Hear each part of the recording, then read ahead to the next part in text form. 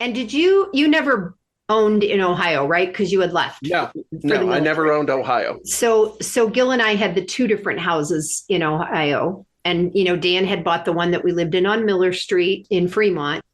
Ohio was an attorney state. I think it still is an attorney state. And I wasn't doing real estate at the time. So none of this conversation made any sense. It just was what it was. Welcome to Real Siblings, It Ain't Easy, a real estate podcast with the goal to educate, inform, and save their listeners time as they navigate the market and properties in their neighborhoods. Get ready to join real-life siblings and professional real estate advisors, Donna Reed and Eric Seemann, as they discuss how it may be simple, but it ain't always easy.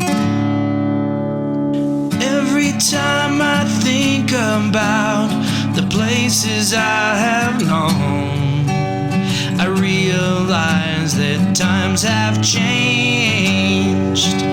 So I'll do what I can to make this house into a home. Yeah, yeah. Hi, everyone. Welcome to Real Siblings, It Ain't Easy, a real estate podcast that just ain't typical. I'm Donna, he's Eric, and we are the Real Siblings. We are both professional realtors with Keller Williams. And just so you know, we're going to talk about numbers. He's way more into numbers than I am, Mr. Researcher. This podcast blends lifestyle together with real estate as we work to communicate, educate, connect, and entertain our listeners. While the topics vary and our conversations always go in many directions, we do work to provide our listeners with insights into the industry, better equipping them for their next real estate transaction. The last couple episodes, we've had a whole lot of lifestyle. Today, Eric, what are you going to teach us about? It is Markets on the 8th. Woo! This is our sixth Market on the 8th, and that's significant because That's 48. That means this is episode 48. That means that we have produced consistently for 2 years, 2 episodes a month. That means that we are wrapping up our second full year of production of this podcast. And we publish twice a month on what days? Just to remind everybody. Do you remember? Yes, on the 16th and the 28th, because Eric happens to have a birthday on the 16th, and I happen to have a birthday on the 28th. And so that is the one way we seem to kind of remember. And we both get to celebrate next month since we were both June babies, right? June. Woo-woo. Oh, I'm getting older. Thanks for that reminder. Those little things that mean so much. Yeah. And of course, that means if this is 48, the next episode, 49, just to stick with the whole numbers theme, is the start of our third production year. That's true, because we started this in the summer at a family reunion. Yeah. Yeah. And I'll say time flies. Does it feel like that? I don't feel like time makes any sense to me at all in the last couple of years. I'll just say the other day, and it might have been 2019, so yeah. So let's talk numbers, Eric. Yeah, let's talk numbers. We got a lot to say. This is Markets on the 8th, and since it's summer, I'm using a really bad cliche, but the markets have got to be heating up. But Oh, you were supposed to groan in there. You didn't read the script. No, I did. I was like, okay, whatever. All right. So for this episode, we both are realtors, which means we're both part of the National Association of Realtors, which means that we get a 4 times, once a quarter publication through the National Association called Realtors Magazine. And in winter 2024, there was an article that was written by Melissa Dittman Tracy. It was presented in a, hey, you need to be aware of, these are the states where it's most expensive, most dollars needed for buyers to close. And supposedly it was ranked on all 50 states. But the article that was published to us in our magazine only had the top 5 most expensive states and the 5 lowest. We were missing 40 states. So since neither Arizona or Texas were part of that, it's like, well, where do we fit into this grand scheme of how expensive we are. Yeah. Turns out, in the way they compiled the data, in regards to closing costs, Texas was number 12. Where was Arizona on the list? 36, I think it was when I glanced at it. 36 is where you ended up with Kansas. Where was Arizona? Oh, like 12. I don't know. No, Texas was 12. Okay, look, well, 26, not 36, oh, 26. Okay. Okay, and that is in terms of dollars. Right. And so New York was number one. And for anybody who hears about how expensive real estate is in New York, you're going to go, oh, no big surprise. Right. Obviously, you're buying, it's going to be the most expensive place to close as well. Right. The New York average closing costs across the state was listed at just over $8,000 in a transaction. And what were those closing costs, Eric? What are some of the fixed ones that are the same in every state that we?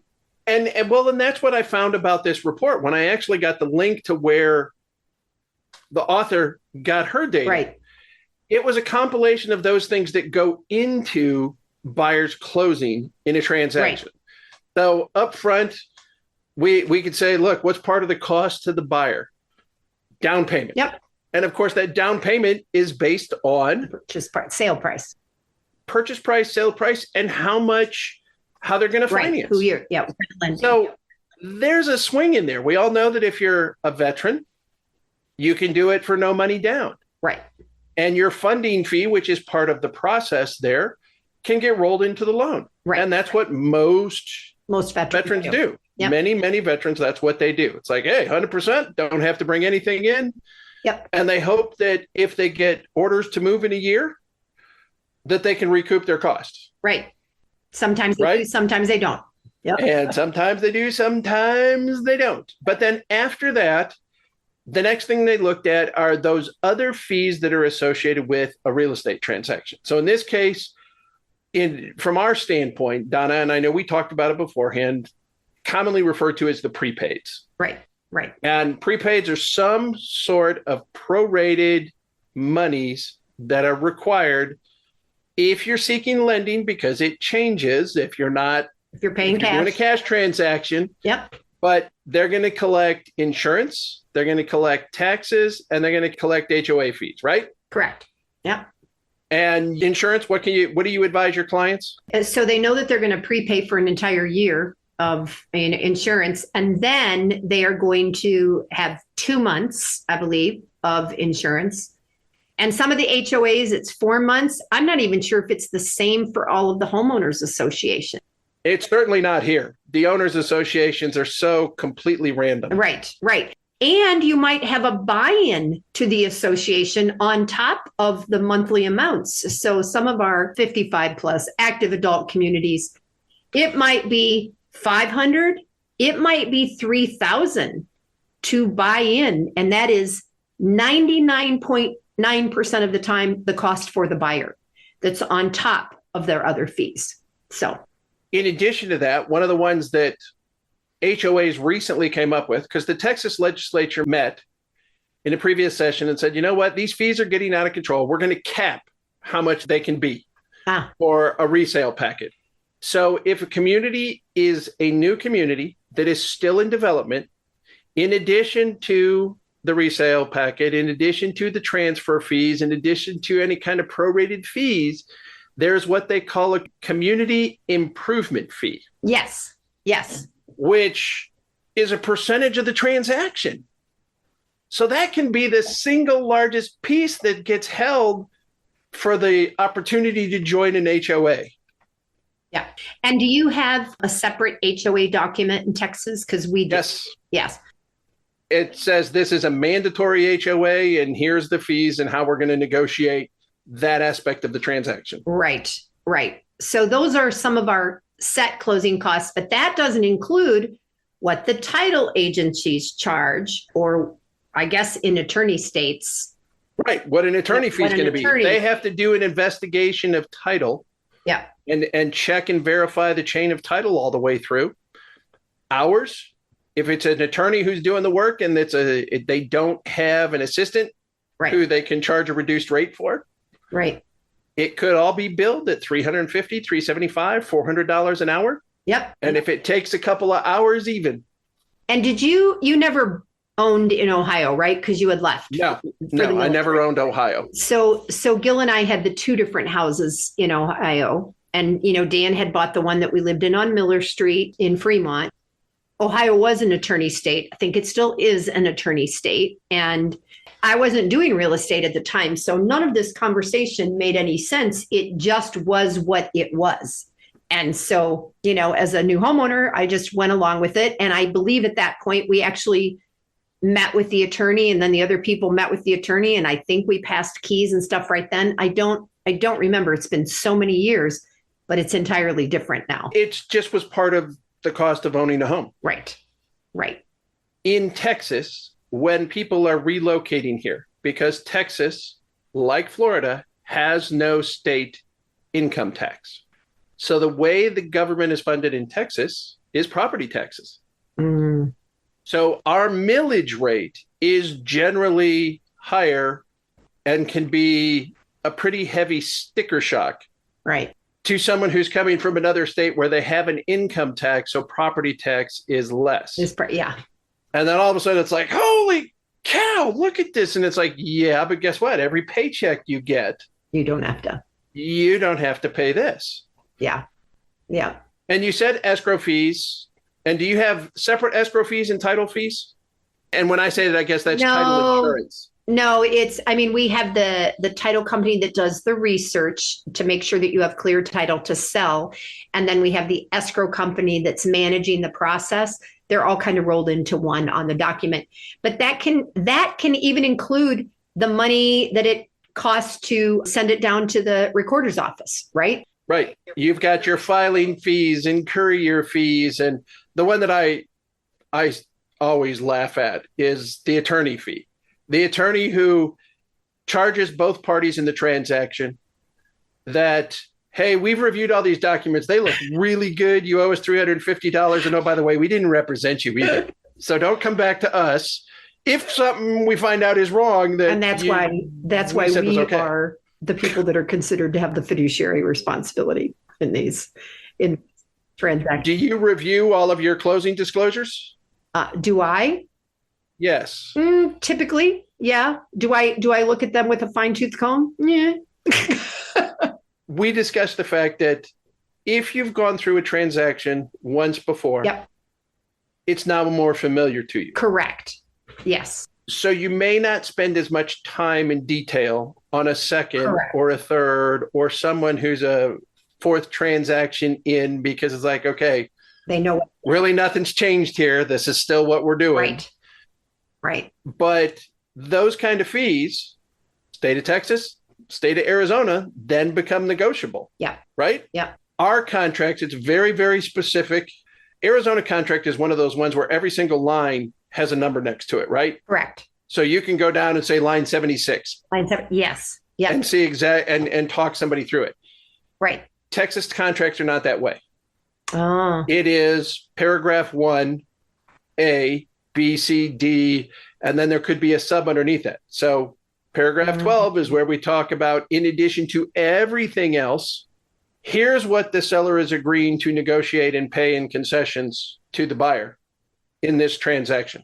And it's 12A1B is the blank that you fill in. That already makes my brain crazy. Right? 12A1B, and here's the number. Wow. And what's that number going to be? And there are things that occur. For instance, you might have negotiated a home warranty as part of it. And the home warranty that you negotiated was up to $750. Right. And then the buyer decided, they want an extra refrigerator, air conditioner, something covered. Sprinkler system, the fountain in the... So now the warranty that's ordered is $775 instead of $750, but the seller only agreed to pay $750. So now part of that checking of the closing disclosure is to see if those dollars are divided up correctly on the document. And if something like that goes into effect and you're representing the buyer, who ends up paying that fee? The additional. Can people hear me raise my hand? Yes.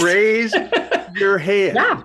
Yeah. Right. So those are the things that looking at the closing disclosure in advance. And I told you that I just had one where it's a seller carryback and they have to pay it off in just a few months. And they said, we're not going to pay additional deductions for insurance and taxes when by November 1st, we own this house anyway. And the seller's like, yeah, you're right. Because they're already prepaid for a year of insurance and had to insure the seller that's carrying them back too. So.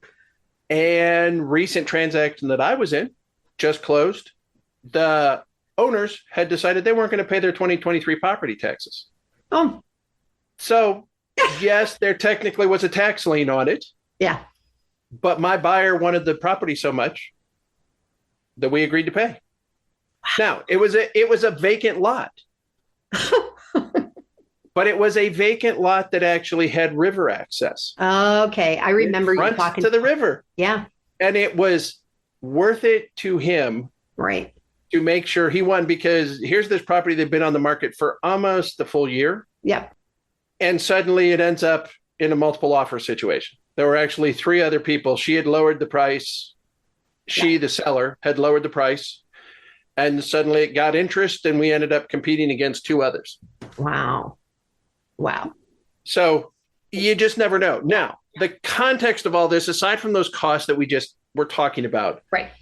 We looked at some of the additional numbers on this spreadsheet. Yeah. And yes, me more than you, because I actually took the numbers from a digital platform and converted them into a spreadsheet so that I could sort and do what I wanted to with the numbers instead of having to look at it just in 1 through 50 sequence based on the state you pay the most money in, which was New York, and the state you paid the least in, which was West Virginia.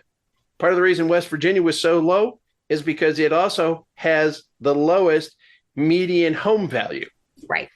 Of only $123,000. Wow. Median. Wow. Yeah. So, I mean. Wow. We use averages and medians a lot in our industry when you kind of say, hey, what's going on? And it's like, well, the average is this and the median is that. Mm-hmm. But one of the things that we looked at on this that I looked into further is going, some of the numbers just didn't make sense to me, especially when I adjusted it. So initial way this was sorted was saying, here's the most expensive, highest closing cost you pay in the country, down to the bottom. So then I sorted it and said, well, who's got the highest percentage? And according to what they had, the highest percentage that you pay in terms of closing costs, Texas goes from being number 12 to number 1. Mm-hmm. But that percentage is based on what I consider to be an erroneous median home value, because they had the median home value at $187,000 for the state of Texas. For the state of Texas. Right. Now, Texas, second biggest state in the country. Alaska, number 1. Yep. But I looked at these numbers were based on 2023. So I looked at San Antonio Board of Realtors. What was our median price for the entire year 2023? And the actual number is $335,000. Yet, according to this, the Texas number is $187,000. And that doesn't include Austin, Dallas, Houston. How can these be off $150,000 or $250,000 in value? It just didn't make any sense. So the percentage piece may be right, but the average or median home value doesn't make sense. Correct. Yeah. Correct. So we know there's costs. We know there's dollars. Yeah. When you do that shift, New Mexico becomes number 2. And they were 15. What's interesting is when you take it back around to sorting this by the median home price. Yeah. Number 1 on the list on median home price is the state of Hawaii. $636,000 is the median home price for a house in Hawaii. Wow. But it's the lowest percentage. So it goes from being number 1, if you sort it based on the median price of the house, and number 50 based on the amount you'll pay for the closing cost for the transaction. I noticed that on less than 1%. It goes from one end of the numbers to the other. Maybe they're making enough at less than 1% that they don't need it to be 2 or 3%. Maybe. Like however we're paying, you know this, and maybe we've talked about it in other episodes, that our brother Dan had bought 2 or 3 homes here in Tucson, and we flipped them, right? And every time we do that, he complains about the title fees. The people at the title company know that my brother Dan's going to complain about the title fees, because in the state of Kansas, where he lives, it's like not even close to what you pay here, especially as a flip, because even if you get a discount, if you resell it in a certain amount of time, you're like double paying those things, I can't remember. I would have to ask him again, but let's just say it's $300 to $500 in Kansas, and then it's $2,000, $2,500 here for all the costs. And he's like, "What do they do in Arizona? Outrageous. What do they do in Arizona?" A lot more real estate than in Kansas, which is why you're looking in this market, right? Yeah. So in Tucson, I looked up our stats, and I just kind of did it through April of this year because I wanted to know, where we were at through April of this year. Right. They break it down into the list price, the sold price, and then they have what's active, what's median, what's sold. And for the listing right now, listing prices are active. Those that are available is $395. The new ones on the market are at $379. So they're coming in a little bit lower. And the sold are at $365. So just like we have been through the many years you and I have been doing this together, we tend to be just ever so slightly higher than you and you guys. And we just simply, the inventory of under 100,000 barely exists, and probably is a fix-up, and probably outside the outskirts of town, and and things like that. So it doesn't surprise me that we're a little bit lower. We do have, and the other thing that's changed is, do you know what your average days on market is right now? Well, I went through the first quarter. I didn't look at it. Okay. So what was it? Through April. I looked at the first quarter, and it was 62 days on market. And ours is 52.9, but we've been saying 60. So what was a minute a couple of years ago, it was on the market for a minute. And then, 30 days. And that's what's creating the variation in the median sales price too, right? Because sellers, their neighbors sold it in a week. So they're going to put theirs on the market for the same price. Only that week was in January or February, and it's entirely different now. The market is constantly changing.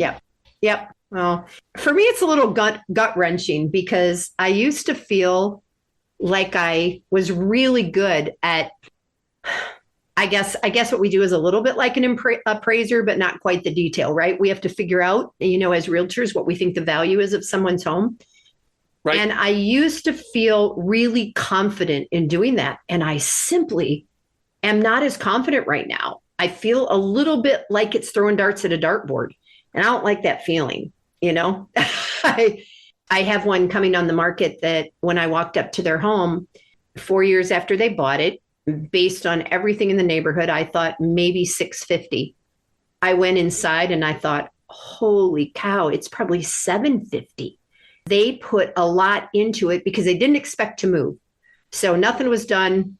Am I allowed to say half-assed? Because I think our dad would have said that. Yeah. Anyway, nothing was done poorly. It was all done so well, but it's going to be one of the expensive ones in the neighborhood. So either someone will absolutely see that and appreciate it, or they're going to say, oh, that's kind of high for the neighborhood. I don't know. It's an interesting guesstimating right now, in my humble opinion. It is, because what's true today, I know you've looked at it. And if you do it have you had any where the listing's taken a little bit longer than you expected to get it on the market? Oh, I had one that just closed May 1st, and I thought it would sell in January. Yep. No, I'm talking about from the time you had that first listing appointment to when you actually got it on the market. So you go in there and you had done your market analysis. Oh, yeah. And then it takes too much to get it on market. And then suddenly you go back and it's like, okay, we're going to need to list at. Yep. 2 months ago, you said it was worth this. I have one of those right now. It's at 675, and I think it should be 625. And I've told them that. And so far, we haven't changed it. And they're not people that have to have the money tomorrow, but we've been on the market between 4 and 5 months now. Yeah. Yeah. Price and location, right? Yep. Price, location, interest rates, timing.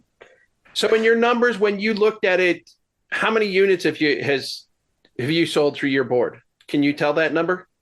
Me personally? No. How many total? If the median is that like 367, can you tell how many houses it sold? I could, but I haven't looked. So okay. Yeah. So for us in the first quarter, we were just under 29,000 total units closed. Wow. To get to that 337 median. I'm looking at numbers. I'm looking at how many have sold in different years. I could add them all up. I don't want to do that right now. Ain't gonna do that kind of math. I heard you. No, it starts at 0 and it goes to like 5 million. It's a whole lot of adding up numbers. Well, the report that I've got lists, how do we come up with a 337.9 as a median price? 28% of the houses sold between 200 and 299,000. An additional 25% sold for 300 to 399,000. 54% of the market in San Antonio was that price range between 200 and 400,000. Then you've got the fringe and the outliers. I'm looking at pending. I'm trying to see between the pending and what the new listings. Where is my solds? I don't have really easy access to that. I have new ones. And pending in the price ranges, but I didn't print out the solds. I'm sorry, you said fringe and outliers, and that sounded like a festival in Scotland. The fringe and outliers. I thought you said that the market was kind of tight over $1 million right now too. It very much is. Yeah, because I have that one listing that is we were at 1.4 and we took it to 1.359. And this month, 2024, there are 4 that are pending. In 2023, there were 2 at this point. And so far, year to date, there are 19 that have sold, in a city of several million, where in the category, let's see, pending, let's say at our median price, year to date, 575 are pending that were between 300 and 350, and 638 were last year. So when you say that, there's 19, very different ballgame, very different. Yes, arena, it right? is. So that's why we work with medians and averages, and we just know that there's that bell curve, right? And a reminder that what you see on a website nationally may or may not be the whole story, which to me is like getting your news from Facebook, kind of. Well, getting your news from any place. And then I was listening to something the other day where it's like people will throw around, we Googled it. Like that's the authority, and that whatever shows up on the Googler. I could be one of those people. So like, hey, I Googled it. It can't be wrong. Yeah. All right, Eric, what do you think? You ready to take us out for the day? I am ready to bring this one to conclusion. And we then want to thank everybody for listening, joining us as we have reflected on the markets and what goes into the cost for a buyer to close on a property. There's a reason we recommend you work with a professional real estate agent. We're the ones who do this day in and day out. It's where we live. I did air quotes for those of you not watching. That there's a language, there's a familiarity. It's much easier for us to go through it, look at it, and help explain it and identify what may or may not make sense. And we didn't even get into Zestimates. That's a whole nother game. That's another whole game. So as we conclude this episode, please keep in mind that our goal is to communicate, educate, entertain, and connect with you, our listeners. We're both real estate agents with Keller Williams. Donna's with Keller Williams Southern Arizona. I'm with Keller Williams Heritage. She's in Tucson. I'm in San Antonio. We also have connections across the country and around the globe. So if you need an agent somewhere else, reach out, let us know. Let us help connect you with a perfect real estate agent to help you find a home, to create lasting memories and create your wonderful life. Remember, maybe simple. It ain't always easy. Until next time, I'm Eric. And I'm Donna. And we are Real Siblings. Yay. Every time I think about the places I have known, I realize that times have changed. So I'll do what I can to make this house into a home. Yeah, yeah. I'm Annabelle, and I want to thank you for investing your valuable time in listening to Real Sibling. It Ain't Easy. I hope you found this episode informative and enjoyable. There are several ways you can support this podcast with my Grandpa Eric and Aunt Grandma. Please take the time to like, follow, and subscribe. Additionally, leave them a 5-star rating along with a review on your preferred podcast platform. The final thing I would ask is that you recommend this podcast to a friend, a family member, or an associate. Your engagement is critical to their ongoing success, and they look forward to connecting. Check out the show notes Grandpa put together with their contact information, including emails, phone numbers, and website. And remember, the Real Siblings look forward to hearing from you.